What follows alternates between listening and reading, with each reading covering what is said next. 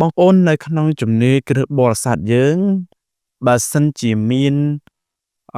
ក្រុមឬក៏បុគ្គលណាដែលគាត់អះអាងថាគាត់ជាអ្នកជឿព្រះយេស៊ូវគ្រីស្ទប៉ុន្តែគាត់បដិសេធព្រះវិញ្ញាណបរិសុទ្ធតើបងប្អូនគិតថាពួកគេជាគ្រីស្ទានពិតប្រាកដឬក៏អត់យើងឃើញមានក្រុមមួយចំនួនក្រុមពួកសាក្សីព្រះយេហូវ៉ាអត់ទទួលស្គាល់ភាពជាព្រះរបស់ព្រះយេស៊ូវទេហើយក៏មិនទទួលស្គាល់ព្រះវិញ្ញាណបរិសុទ្ធជាព្រះដែរព្រះយេស៊ូវគ្រាន់តែជាហោរាជាទេវតាតែប៉ុណ្្នឹងហើយតែមិនមែនជាព្រះទេ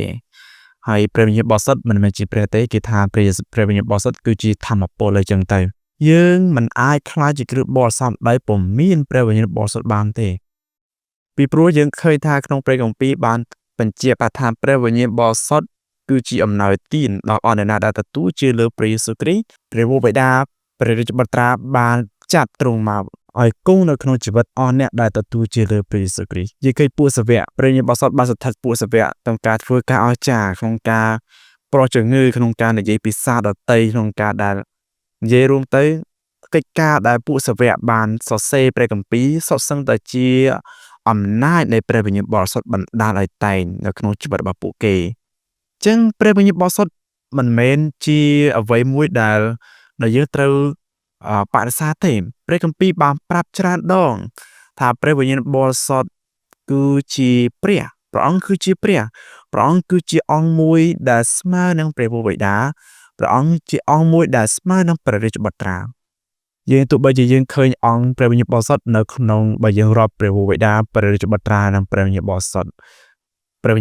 នៅលេខរៀងទី3យ៉ាងណាក៏ដោយខុសព្រះអង្គមិនមែនមានន័យថាព្រះអង្គតូចជាងព្រះបុត្រាមិនមានន័យថាព្រះវិញ្ញាណបរិសុទ្ធតូចជាងគេនោះទេព្រះអង្គគឺជាព្រះគម្ពីរបានប្រាប់ថាព្រះវិញ្ញាណបរិសុទ្ធគឺជាព្រះប៉ុន្តែជាមួយគ្នាដោយសារតែគ្រឹះបរិស័ទយើងមិនសូវជាបានយល់បានសិក្សាអំពីព្រះវិញ្ញាណបរិសុទ្ធដែលយើងផ្ដោតទៅលើអង្គព្រះយេស៊ូវយើងអាចបានសិក្សាអំពីព្រះវិញ្ញាណបរិសុទ្ធហើយក៏មានក្រុមខ្លះទៀតនិយាយពីព្រះវិញ្ញាណបរិសុទ្ធខ្លាំងពេករហូតដល់ពួកគាត់ហៅថាក្រុមបុណ្យថ្ងៃទី50ដែលពួកគាត់គិតថាអំណោយទានព្រះវិញ្ញាណបរិសុទ្ធត្រូវតែនិយាយភាសាដទៃត្រូវតែធ្វើការនេះធ្វើការនោះហើយតែខ្លះមានការថ្លែងទំនាយតែខ្លះចាប់ដើមបាទព្រះវិញ្ញាណបរិសុទ្ធមានបន្ទូលមកកាន់ខ្ញុំអីផ្សេងចឹងតែបាទអញ្ចឹងខ្ញុំនិយាយចាស់ពីក្រុម Pentecost ដែលកាត់ចាត់ទុកព្រះវិញ្ញាណបរិសុទ្ធថាជាអ្នកដែលព្រះអង្គត្រូវតែយើងជាគ្រឹះបរិស័ទត្រូវតែមានអំណោយទានបែបនេះបានបញ្ជាក់ថាព្រះវិញ្ញាណបរិសុទ្ធស្ថិតលើយើងទេតែខ្ញុំចង់និយាយអំពីអង្គព្រះវិញ្ញាណបរិសុទ្ធហើយតកតនឹងព្រះត្រៃឯកដែរអញ្ចឹងយើងមិនអាចបដិសេធយើងមិនអាចខ្លាចជាគ្រឹះបរិស័ទដែលជាគ្រឹះបរិស័ទដែលអត់មានព្រះវិញ្ញាណបរិសុទ្ធទេបងប្អូនព្រះវិញ្ញាណបរិសុទ្ធជាអំណោយទានដល់យើងជាអ្នកជឿម្នាក់គ្រប់គ្នាទាំងអស់យើងឃើញថាព្រះវិញ្ញាណបរិសុទ្ធព្រះអង្គជាអង្គមួយដែលនឹងលើកដំកើងព្រះគ្រីស្ទលើកដំកើងព្រះអង្គដូចក្នុងព្រះគម្ពីរយូហានចំពុក16ខ14ដែលព្រះយេស៊ូវបន្ទូលថាទ្រង់នឹងដំកើងខ្ញុំត្បិតទ្រង់នឹងយកសេចក្តីដែលតម្រូវពីខ្ញុំមកប្រាប់ដល់អ្នករាល់គ្នាបើសិនជាព្រះវិញ្ញាណបរិសុទ្ធមិនមែនជាព្រះទេនៅក្នុងខនេះព្រះអង្គអាចប្រើពាក្យវាឬក៏ប្រើអីមួយប៉ុន្តែនៅក្នុងខនេះព្រះយេស៊ូវបានហៅអង្គព្រះវិញ្ញាណបរិសុទ្ធថាទ្រង់នឹងដំកើងខ្ញុំត្បិតទ្រង់នឹងយកសេចក្តីដែលតម្រូវពីខ្ញុំមកប្រាប់ដល់អ្នករាល់គ្នាព្រះវិញ្ញាណបរិសុទ្ធគឺជាព្រះមិនមែនដូចជាក្រុមមួយចំនួនអះអាងថាព្រះវិញ្ញាណបរិសុទ្ធមិនមែនជាព្រះទេគ្រាន់តែជាធម្មពលហើយយើងក៏មិនត្រូវយើងគិតថាយើងទទួលជឿព្រះយេស៊ូវគ្រីស្ទបក្សាព្រះវិញ្ញាណបរិសុទ្ធអត់ចឹងទេអានេះគោលជំនឿព្រះត្រៃឯកសំខាន់ណាស់បងប្អូនព្រះត្រៃឯកយើងឃើញមាន3អង្គព្រះវរបិតាព្រះរាជបុត្រានិងព្រះវិញ្ញាណបរិសុទ្ធហើយយើងឃើញថាបើយើងបដិសេធអង្គណាមួយនៅក្នុងព្រះត្រៃឯកនោះយើងកំពុងជឿលើគោលធីខុសឆ្គងហើយគោលធីនេះខុសឆ្គងមែនទែនខ្ញុំសូមបងប្អូនពិចារណាមើលក្នុងព្រះគម្ពីរត្រួសដែលខ្ញុំលើកឡើងនៅក្នុងវីដេអូនេះគ្រីស្ទានតែងតែឈរលើសេចក្តីបង្រៀនរបស់ពួកសាវកជឿយកដូចម្ដេចបង្រៀនយកដូចម្ដេចយើងជឿតាមពួកសាវកអ្វីដែលពួកសាវកជឿគឺត្រូវតែដូចគ្នានឹងអ្វីដែលយើងជឿដែរព្រះគម្ពីរបង្រៀនថាព្រះវិញ្ញាណបរិសុទ្ធគឺជាព្រះយេស៊ូវគឺជាព្រះវរបិតាគឺជាព្រះនេះគឺជាចំណុចសំខាន់មែនទែនដែលយើងជឿ យើងមិនអាចជឿព្រះយេស៊ូវថាជាព្រះហើយយើងចាត់ទុកព្រះវិញ្ញាណបរិសុទ្ធមិនមែនជាព្រះព្រះវរបិតាមិនមែនជាព្រះអត់អញ្ចឹងទេអង្គទាំង3គឺជាព្រះដូចគ្នាព្រះអង្គជាព្រះតែមួយប៉ុន្តែសម្ដែងចេញជា3អង្គដែលយើងឃើញនេះជាលក្ខណៈរបស់ផងព្រះយើងមិនអាចបើសិនជាយើងយកពេលវេលាវែកញែកយើងអាចយល់ពីព្រះបាននេះជាអាកំបាំងរបស់ព្រះយើងមិនអាចយល់អំពីព្រះបានទេប៉ុន្តែព្រះគម្ពីរបានប្រាប់ថាមានព្រះតែមួយសម្ដែងចេញជា3អង្គព្រះពិតតែមួយសម្ដែងចេញជា3អង្គបងប្អូនថាព្រះវរបិតាបានចាត់ព្រះរាជបុត្រាមកប្រសូតលើផែនដីនេះក៏បានចាត់មកហើយដោយអំណាចនៃព្រះវិញ្ញាណបរិសុទ្ធក្នុងការចូលច្បត់នៅក្នុងផ្ទៃនាងម៉ារីដោយអំណាចនៃព្រះវិញ្ញាណបរិសុទ្ធមិនមែនដោយអំណាចនៃការរួមភេទការរួមរស់រវាងបុរសនិងស្ត្រីការចេញជាព្រះយេស៊ូវទេគឺអំណាចនៃព្រះវិញ្ញាណបរិសុទ្ធនៅពេលដែលព្រះយេស៊ូវជំនួចទឹកនៅក្នុងកានគម្ពីរលូកាចំពុក3ខ21ដល់22យើងឃើញមានហេតុការណ៍ដែលកើតឡើងនៅពេលនោះយើងបើសិនជាសម្រាប់ខ្ញុំហៅថាជាការដែលហាក់បីដូចជាព្រះអង្គប្រជុំគ្នាយើងឃើញនៅពេលដែលព្រះអង្គជំនួចទឹកហើយព្រះអង្គងើបឡើងវិញនោះយើងឃើញសន្តានសត្វព្រាបបានហោះមកទុំលើព្រះអង្គ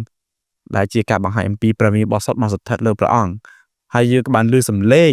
ពីលើមេថាឯងជាកូនស្ងួនភ្ងាអញជាទីពេញចិត្តឯណានោះគឺជាសំឡេងនរណាគេគឺជាសំឡេងព្រះវរបិតាដែលទ្រង់មានបន្ទូលពីលើមេឃមកយើងឃើញការនេះកើតឡើងនៅក្នុងពេលដែលព្រះអង្គបានជំនួចទឹកហើយយើងឃើញពេលមួយដែលយើងឃើញអំពីព្រះវរបិតាព្រះយេស៊ូវមានបន្ទូលទៅកាន់ព្រះវរបិតា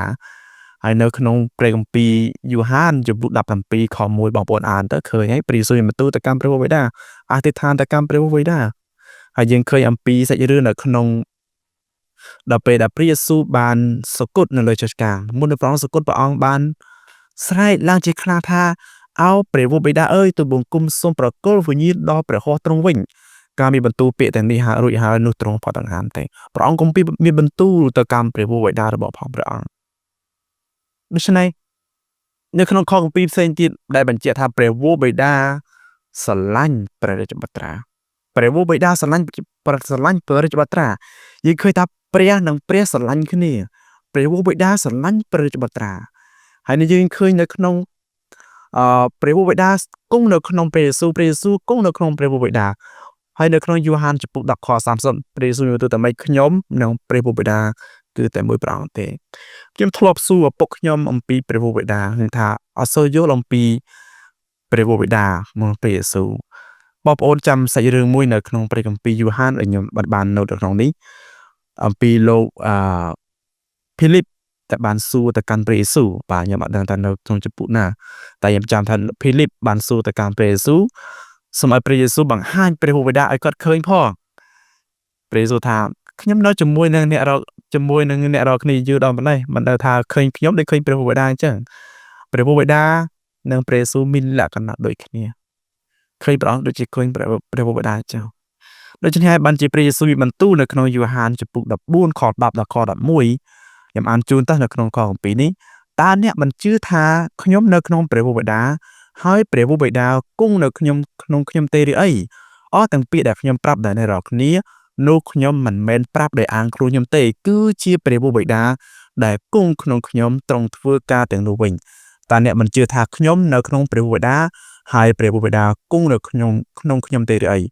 ទាំងពាក្យដែលខ្ញុំប្រាប់ដល់អ្នករាល់គ្នានោះខ្ញុំមិនមែនប្រាប់ដោយអាងខ្លួនខ្ញុំទេគឺជាព្រះវរបិតាដែលគង់ក្នុងខ្ញុំទ្រង់ធ្វើការទាំងនោះវិញចូលជឿថាខ្ញុំនៅក្នុងព្រះវរបិតា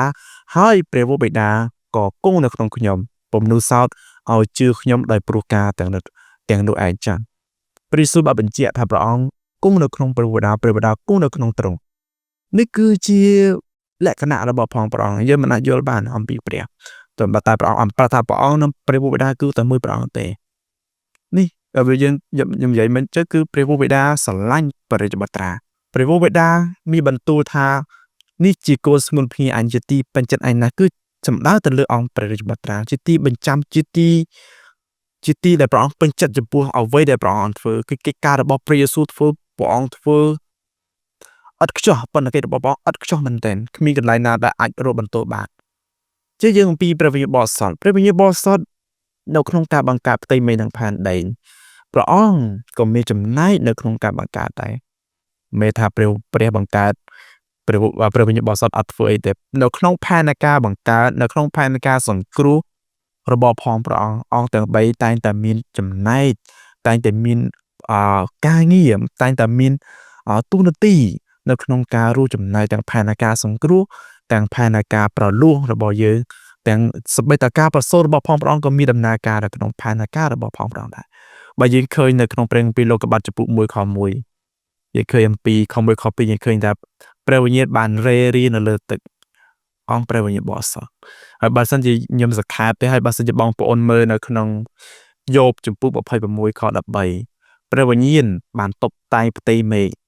នៅព្រះគម្ពីរនេះបានថាទ្រង់តុបតែងផ្ទៃមេឃដោយសារព្រះវិញ្ញាណទ្រង់ហើយព្រះហស្ថទ្រង់បានចាក់ទម្លុះពស់ដែលកំពុងតែលឿនទៅទ្រង់បានតុបតែងផ្ទៃមេឃហើយយើងឃើញថា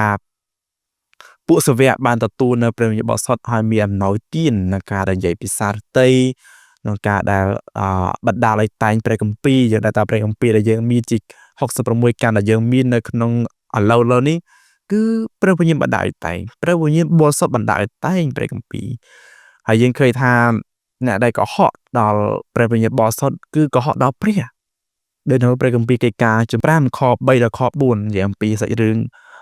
ប្តីប្រពន្ធសាភិរានិងអារ៉ានីដែលពួកគេកៃទុកតម្លៃដីមួយចំណែកដែលពួកគេលក់ដីហ្នឹងយកមកឲ្យពួកសាវកហើយពួកគេកុហកដល់ព្រះវិញ្ញាណបរិសុទ្ធហើយគេថាការកុហកដល់ព្រះវិញ្ញាណបរិសុទ្ធនេះគឺជាការកុហកព្រះនោះឯងចឹងអង្គទាំង3យើងមានខគម្ពីរច្រើនទៀតដែលខ្ញុំនឹងមិនចង់និយាយច្រើនអំពីការនេះនិយាយឃើញជាច្រើនដងអំពីសាវកពលដែលបញ្ជាក់ក្នុងសម្បត្តិរបស់គាត់ទៅកាន់ពួកជំនុំក្រផ្សេងគឺនិយាយអំពីព្រះវិញ្ញាណបរិសុទ្ធព្រះវេដាព្រះយេស៊ូវគ្រីស្ទគោលជំនឿរបស់ពួកសាវកគឺអត់ដែលបោះបង់ឬក៏បដិសេធអង្គណាមួយនោះទេគឺតែងតែទទួលជឿហើយគោរពថ្វាយបង្គំព្រះអង្គទាំង3នៅក្នុងព្រះត្រៃឯកហ្នឹងគឺព្រះវេដាព្រះចន្ទ្រានិងព្រះវិញ្ញាណបរិសុទ្ធប៉ុន្តែជាមួយគ្នាខ្ញុំមានឃើញមានក្រុមខ្លះដែលគេបដិសេធព្រះវិញ្ញាណបរិសុទ្ធបដិសេធព្រះយេស៊ូវគ្រីស្ទបាទដូចជាអ៊ីស្លាមក៏បដិសេធអំពីព្រះយេស៊ូវមិនមែនជាព្រះដែរបាទក្រុមពួកសាស័យយេហូវ៉ាហើយក៏មានក្រុមផ្សេងទៀតដែលបដិសេធអំណាចបដិសេធភាពជាព្រះរបស់ព្រះយេស៊ូវគ្រីស្ទអញ្ចឹងបងប្អូនមេរៀននេះខ្ញុំចង់ឲ្យបងប្អូនយល់អំពីព្រះវិញ្ញាណបរិសុទ្ធហើយយល់អំពីព្រះត្រៃឯកដែលយើងជាគ្រិស្តបរិស័ទគឺយើងមិនអាចបោះបង់ឬក៏បដិសេធអង្គណាមួយនៅក្នុងព្រះត្រៃឯកបានទេអញ្ចឹងបងប្អូនអាចជៀសវាងជាមួយនឹងការបង្រៀនរបស់នរណាក៏ដោយដែលចាប់ផ្ដើមបន្ទាបបន្ថោឬក៏ដកឬក៏មិនទទួលយកនៅភាពជាព្រះរបស់ព្រះយេស៊ូវហើយបដិសេធព្រះវិញ្ញាណបរិសុទ្ធការបដិសេធការបង្រៀនការទទួលយកយ៉ាងដូចនេះគឺជាគ្រោះថ្នាក់នៅក្នុងស្ដេចជំនឿរបស់បងប្អូនឬក៏របស់ក្រុមដែលគេកំពុងតែបង្រៀនយ៉ាងដូចនោះជាងព្រះគម្ពីរបានប្រាប់យើងហើយថាព្រះវិញ្ញាណបរិសុទ្ធទ្រង់ជាព្រះព្រះយេស៊ូវទ្រង់ជាព្រះព្រះវេដាទ្រង់ជាព្រះបើសិនជាយើងបង្រៀនឬក៏បដិសេធអង្គណាមួយក្នុងអង្គទាំង3គឺយើងខុសឆ្គងហើយបងប្អូនថាខុសឆ្គងហើយកុំរាប់ថាជាគ្រិស្តបរិស័ទគឺវាខុសឆ្គងប្រឆាំងនឹងបទគម្ពីរហើយក៏វាប្រឆាំងទៅនឹងអ្វីដែលពួកសាវកបានទទួលជឿបានប្រកាសបានទៅសេនៅក្នុងព្រះគម្ពីរដែរអញ្ចឹងសូមបងប្អូនយល់អំពីការនេះហើយខ្ញុំសូមបញ្ចប់វីដេអូតែប៉ុណ្្នឹងហើយក៏ពិតខ្ញុំសង្ខេបទេបងប្អូនហើយបើសិនជាបងប្អូនមានពេលដូចសភៅដែលខ្ញុំបានលើកឡើងនៅក្នុងវីដេអូមុនអញ្ចឹង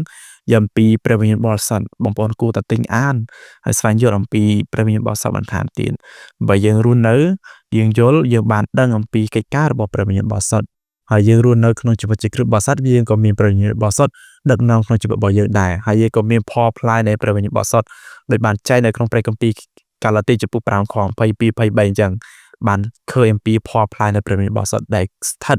ដែលជាផលផ្លែរបស់ព្រះវិញ្ញាណបរិសុទ្ធនៅក្នុងជីវិតរបស់យើងជាអ្នកជឿម្នាក់ៗអញ្ចឹងខ្ញុំមានតែប៉ុណ្្នឹងទេហើយសង្ឃឹមថាបងប្អូនអាចយល់អាចទទួលជឿអាចពិចារណាជាមួយគ្នាទាក់ទងនឹងចំណុចនេះបាទ